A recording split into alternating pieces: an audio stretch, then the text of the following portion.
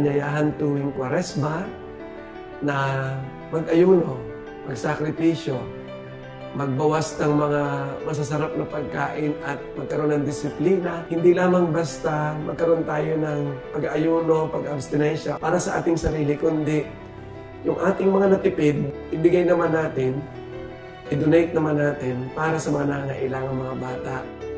Marami sa mga kabataang Pilipino, dahil sa kahirapan at iba pang kadahilanan, ay dumadanas ng pagkagutom at kakulangan sa pagkain kailangan para sa kanilang mabuting kalusugan.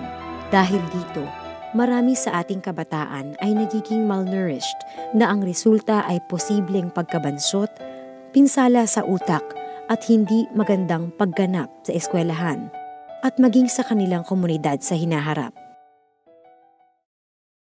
Ang Hapag-asa ay isang programa na naglalayo na sugpuin ang pagkagutom at malnutrisyon ng kabataang Pilipino.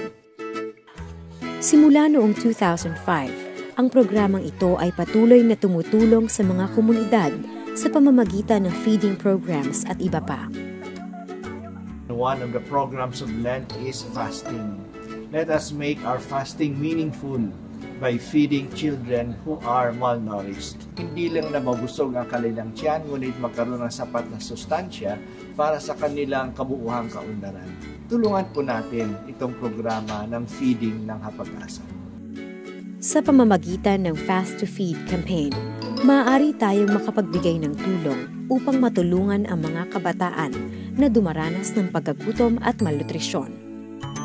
Marami na po kaming naging mga recipients na mga malnourished children, no? At alam natin na ito po ay nakatulong po lalo na sa rural areas. Ito po ay isang ongoing program. Ang challenge of stewardship ay hindi makitang hadlang ang pagbibigay ng halaga, kundi makitang ito ay tugon sa malaking biyaya ng Diyos.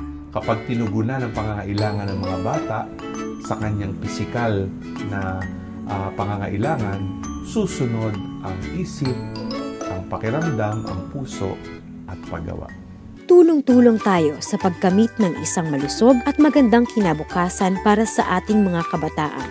Makiisa at ating suportahan ang layunin ng simbahan na wakasan ang pagkagutom at malnutrisyon ng mga batang Pilipino.